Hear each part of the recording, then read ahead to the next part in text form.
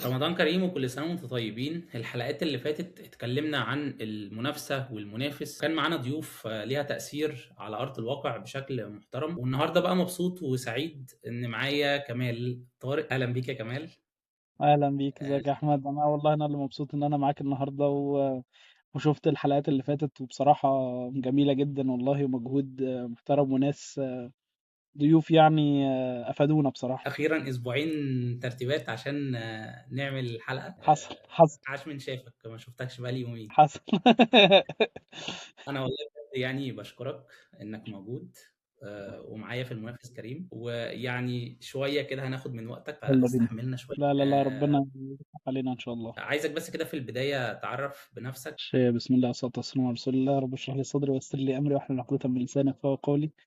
انا كمال، كمال طارق، بشتغل في الماركتينج من بدري شويتين يعني.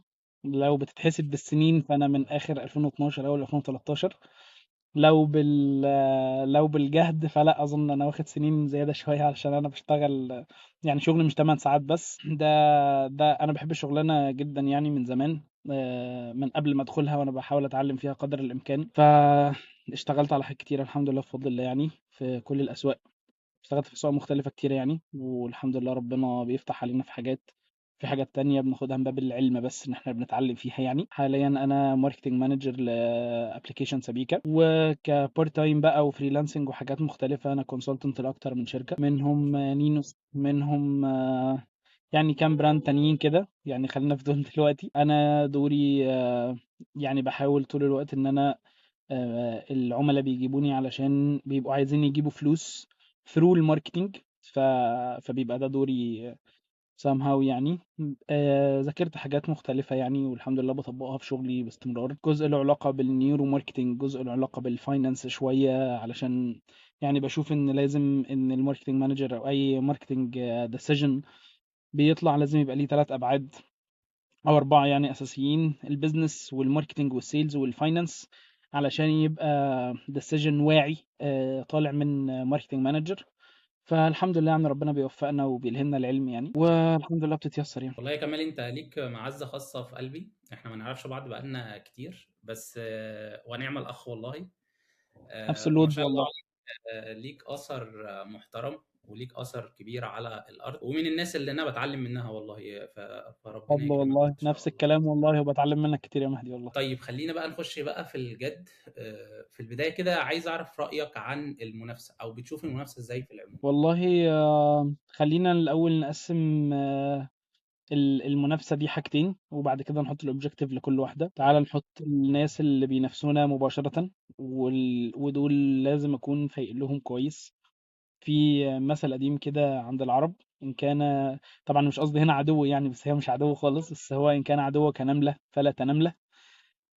يعني خليك مركز في التفاصيل اللي قدامك كويس، عشان هو هنا مش عدو على قد ما هو يعني انت بتبقى شايف ان هو بيكون اختيار تاني للعميل بتاعك. وفي انواع منافسين تاني بيكونوا اوسع شوية، ان هو ماسك تاتش بوينت من تاتش بوينتس اللي نفس العميل بتاعي ممكن يروح لها، بس مش بيقدم نفس السولوشن اللي انا بقدمه. وبشوف ان المنافسة يعني كل ما بنضج اكتر في الشغلانة وربنا بيلهمني النضج ده يعني، باشوف أكتر إن هي قد إيه هي مهمة، وقد إيه كل ما كنا جنب بعض كل ما كان ده أفضل لينا كلنا، مش العكس. وفكرة إن المنافسة هي تقسيم أرزاق، اللي هو مهدي ليه كذا وأنا ليا كذا، فلما آخد جزء من الماركت شير أكتر فرزقي هيزيد. هو مش دي الحقيقة. لو ما كانش كل الناس تعاونت، ما كناش هناكل أنضف زبادي وأنضف جبنة لو جهينة ما كانتش مثلا أخدت الأبروتش ده، وفهمت إن المنافسة هي حاجة حلوة مش العكس. فدايما بشوف إن المنافسة هي طول ما هي شريفة، مش مبنية على احتكار، بالعكس مبنية على احترام. كل ما ده كان مفيد أكتر للإند يوزر. واسمح لي بس أتعمق في حتة صغيرة هنا بس.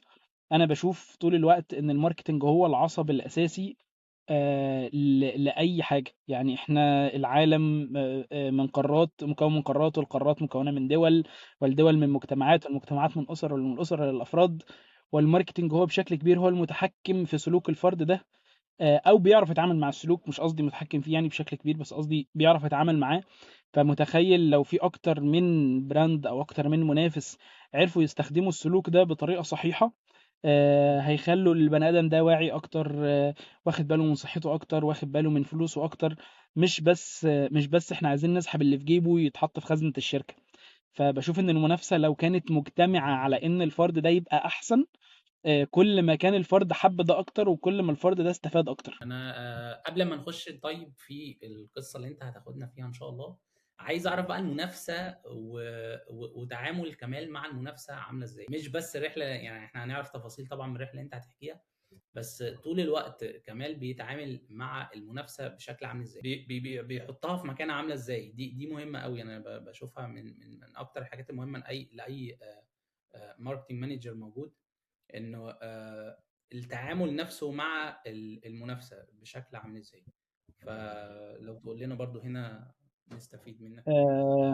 آه، ده سؤال مهم جدا بصراحة. انا بشوف المنافسة دي هي حاجة مثلا زي الفرق ما بين انك تروح تلعب عربيات كفيديو جيم، وانك تسوق عربية. ده نفس الفرق. في الفيديو جيم انت مش مضطر تبص على مرايات، ومش مضطر تعمل اي حاجة. انت عندك سباق لازم توصل فيه للحتة الفلانية وتبقى اول واحد. which is ده مش ماركتينج، ده انت راجل مش باصص على منافسة ومش باصص على اي حاجة. which is حاجة مش يعني مش لا، ده فيديو جيم اهو اسمه جيم. فالفيديو جيم ده مش حقيقي اصلا. اما الحقيقة لما بتيجي تدخل بقى تمسك عربية وتسوقها، هتلاقي ان في حاجة اسمها مرايات. هتلاقي نفسك بتبص وراك ويمينك وشمالك. فده باستمرار لازم يحصل. من اول حاجة، من قبل ما تطلع بالعربية لازم تبص جنبك، وانت سايق تبص جنبك، وقبل ما تركن تبص. فده اللي لازم يحصل ثرو العمليه اللي انت بتعملها، اللي هي عمليه الماركتنج، which is ING في الماركتنج. فانت بتفضل تعملها. فلازم طول ما انت بتفضل تسوق، لازم تفضل شايف اللي حواليك باستمرار. ولما تيجي تشوفهم بتشوف كل ميزة وعيب. ويعني مش عايز اتكلم هنا عن الأصوات اكتر ما انا عايز اتكلم عن انك بجد تبقى شايفه. يعني بتحط نفسك كأنك انت مكان الماركتنج مانجر اللي قصادك. فبتحاول تتنبأ باللي جاي، وتشوف طب خطواته دي، وتحاول تقفش باترن من اللي قدامه. يا رب اكون جاوبت او فهمت السؤال صح يعني. انت لخصت حاجات كتير، والسؤال ده بالذات لما كنت مستضيف معايا محمد شعبان قال لي جمله كده علقت معايا قوي ووقفت عندها شويتين، وقال لي ان المنافسه هي نص الماركتينج تقريبا. ده حقيقي. فإحنا لو ما بصيناش على المنافس والمنافسه، انت في نص طاير منك، انت في نص انت مش شايفه. فاي ماركتنج اكتيفيتيز هتبدا ان انت تعملها وتشتغل عليها هتبقى ناقصه النص تقريبا. اعتقد انت لخصت نفس الكونسبت برضو بشكل جميل. آه، مجال المنافسه غالبا انت بتعمل فيرتشوال ماركتنج. الفيديو جيم فيرتشوال، انت مش حقيقي. ومش مع براند حقيقي، مش بتعمل حاجه حقيقيه. فده منطقي طبعا، اتفق معاه 100% طبعا. ده حقيقي جدا. طيب هتاخدنا معاك بقى كده في قصة حقيقية حصلت مم. معاك مع نوع منافسة معين في خلال مسيرتك مع كيان ما انت كنت شغال عليه، وتورينا بقى ازاي قراراتك وقتها كانت عاملة ازاي، وازاي أثرت على اللونج تيرم جولز والشورت تيرم جولز. وتبدأ بقى تاخدنا معانا في تفاصيلها يعني. المايك معاك. طيب، خلينا نبدأ في الجزئية بتاعة المنافسة دي. في حدوتها صغيرة جدا، بس أكتر حدوتة بحبها بصراحة، علشان هي تعبتني في الأول. أنا ما بحبش الفشل خالص خالص. أي نعم، ربنا مش بيوفقنا في شوية حاجات، بس أنا بفضل يعني إيه، لحد آخر لحظة بحاول في البراند. فكان في براند في الدمام، بيبيع عربيات. فهو كان في وكيل ده بيشتري من المستورد، فهو بياخد من الوكيل. فشغال بيبيع له مثلا 4 عربيات كل 3 4 شهور كده، في البسيط خالص يعني. اشتغلنا العادي. فلو حد من الناس اللي بيتفرج علينا جيت سألته سؤال واديته 5 ثواني يفكر ايه البلاتفورم رقم 1 اللي هتشتغل عليها في الخليج. ادي خمس آه، ثواني غالبا مرسيدس. الناس بالظبط.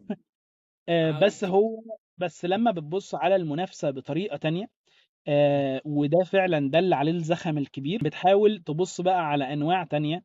فتبص على كل الماركتنج اكتيفيتيز، فهي مش بس سوات. انت لازم تشوف كمان هو موجود فين، وايه الماركتنج اكتيفيتيز اللي هو بيشتغل عليها، والبراكتس اللي هو بيطبقها.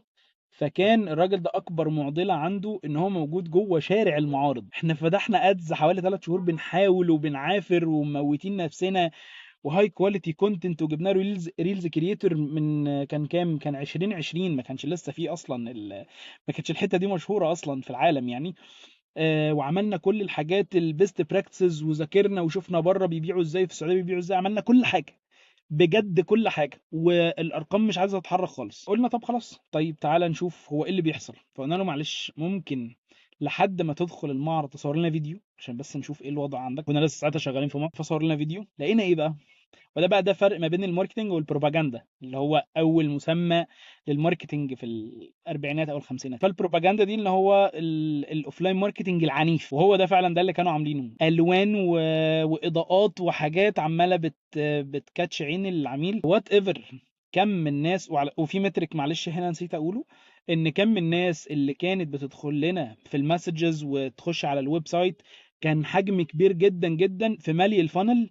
وبنيجي عند اخر مرحله مش بتتم، اللي هو ان الراجل ده بقى يروح يشوف العربيه جوه المعرض، ما كانتش بتتم تماما. واحنا بنبقى في مكالمه مع العميل، خلاص انا قريب من المعرض مش بس ما بيردش تاني. كانت تشالنج بجد مؤرقه يعني. الحمد لله ربنا الهمنا كده فكره، طيب خلاص ورينا الفيديو، فلقينا الناس عامله بروباجندا كبيره جدا. ففهمنا هو ايه اللي بيحصل. هو بيحصل ديستراكشن، هو العميل بيتم تشتيته علشان حد يجي يقول له تعالى هدي لك اوفر على اوفر، في الغالب بيكون كذاب يعني، بس مش دي ازمتنا دلوقتي. علشان يخليه ما يروحش المكان. السولوشن اللي ربنا ألهمه لنا وقتها ان احنا هنغير البلاتفورم تماما، وهنشتغل على جوجل مابس، او تحديدا الباك اند بتاعها اللي هو جوجل ماي بزنس. بناء على ايه بقى، هو ده بقى ده الجزء الليرنينجز اللي احنا طلعنا بيها وطلعت مهمه جدا جدا جدا بفضل الله يعني. انت بتبيع حاجه هاي تيكت، فعلشان تجيب الكاك باي باك بتاعك من الادز انت هتاخد حبه كتار، وخصوصا دي حاجه لا ليها لايف تايم فاليو عشان ما فيهاش ريتنشن. فالموضوع صعب. انت كل قد ايه بتشتري عربيه؟ هو كنت ده لسه اقول بياخد لك هو سنين. هيفيد جدا يعني، فهو مش كل يوم هيقرر يشتري عربيه. بالظبط. فانت الكاك باي باك بتاعك هتتعصر على ما تطلعه. فكان الاوبشن خلاص، طيب وقف ادز خالص، وقف النزيف اللي بيحصل ده في السبند. علشان السبند بالنسبه لك حاجه من الاثنين، يا اما هو انفستمنت يا اما هو كوست. كوست يوم ما بتدفعها مش بترجع، و... وانفستمنت يوم ما بتدفعها وبترجع لك اضعاف. فخلاص الادز مش جايبه، بدانا نشتغل على لوكال اس اي او على جوجل ماي بزنس. بناء على ايه بقى، بناء على ان احنا رجعنا تاني شفنا الماركت فيه ايه. الماركت ديجيتالي بيقول ان الناس بتعمل سيرش وبتشوف العربيه، ولازم يشوفها على يوتيوب الاول ويشوف كل الفيتشرز بتاعتها ويعمل كذا. فقعدنا تاني كل التاتش بوينتس اللي احنا كنا حاطينها على اساس الباير جيرني اللي كانت معانا من قبل بقى ما يبقى باير، من اول ما يبدا الانيشيشن اصلا بتاع الاكسبلوريشن بتاعه ويجي له التريجر كده في دماغه. فساعتها قررنا احنا هنعمل حاجتين. هنبدا نجهز الاس اي او، اللوكال اس اي او بتاعنا على جوجل ماي بزنس، وعلى الناحيه التانيه هنبدا نعمل يوتيوب تشانل. اليوتيوب تشانل دي هنبدا نصور ونعمل فيتشرز ونوضح للناس وتبقى حاجه ارتجاليه تماما يعني. هو عارف الفيتشرز وكل حاجه، بس هو الراجل كان عنده ميزه ان هو بيتكلم بتلقائيه شديده يعني. ابنه بيخش معاه العربيه، ابنه صغير بيخش معاه العربيه عادي، فبيقول ايوه وهي دي بقى المكان اللي انت هتلاقي ابنك بيقعد فيه، علشان يعني تلقائي جدا. فده كان جايب نوع الجمهور ده، وبنوجه كل الناس من هناك على جوجل ماي بزنس ليه.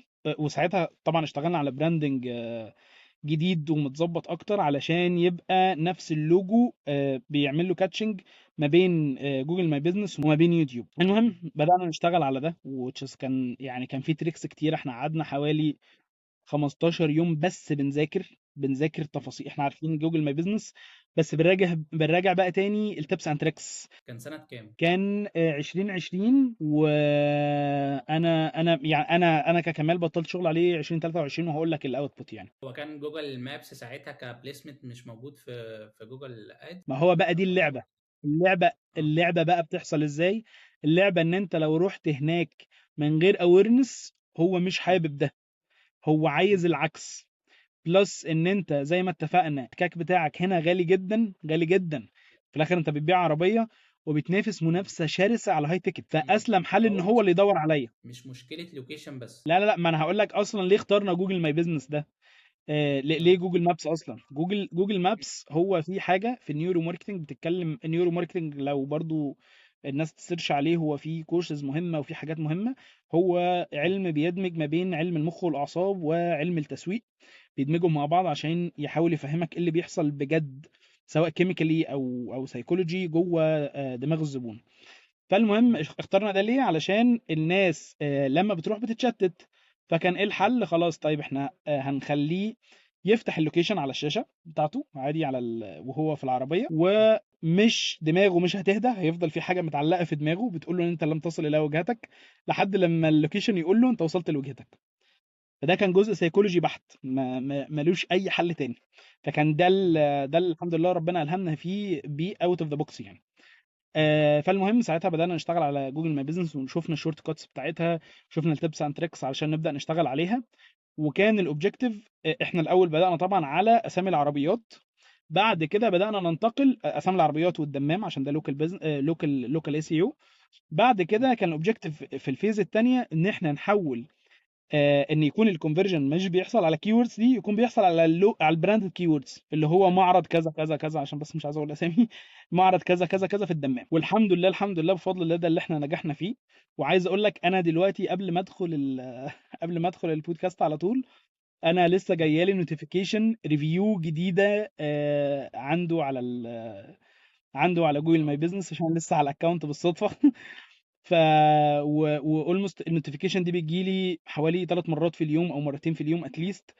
ده انا بكلمك ده واحنا في رمضان، اللي هو ما فيش حد هيشتري عربيات دلوقتي يعني، ده الاوف سيزون هناك شويه. ف... فده موجود وساري والحمد لله لحد دلوقتي. ليه اخترت الكيس دي تحديدا؟ علشان دي اكتر كيس كان الطلوع من المنافسه فيها كان جزء اوت اوف ذا بوكس شويتين. والحاجه التانيه اتحول لماركتنج انجن.